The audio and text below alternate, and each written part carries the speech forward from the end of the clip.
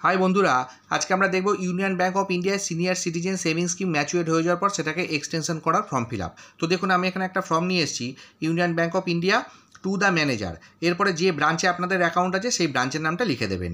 তারপরে আই বা উই, এখানে অ্যাকাউন্ট হোল্ডার প্রথমে নাম লিখবেন, একটু স্পেস দিয়ে টাইটেলটা লিখে দেবেন।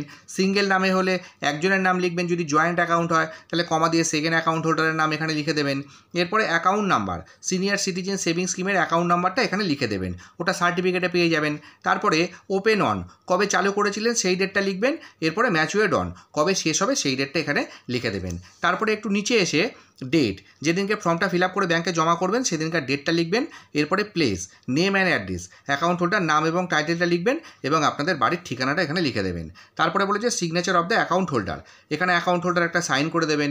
সিঙ্গেল অ্যাকাউন্ট হলে একজন করবেন, যদি জয়েন্ট অ্যাকাউন্ট হয় তাহলে সেকেন্ড অ্যাকাউন্ট হোল্ডার কমা দিয়ে পাশে করে দেবেন। তো ফর্মটা এইটুকু ফিল আপ করবেন, আর এর সাথে সিনিয়র সিটিজেন সেভিংস স্কিমের সার্টিফিকেটটা জেরক্স করে এই ফর্মের সাথে অ্যাটাচ করে জমা করে দিলে আশা করি আপনাদের 3 বছরের জন্য এক্সটেনশন হয়ে যাবে। তো ভিডিওটা যদি ভালো লেগে থাকে তাহলে অবশ্যই একটা লাইক করবেন, শেয়ার করবেন আর আমার চ্যানেলের সাথে থাকবেন। ধন্যবাদ।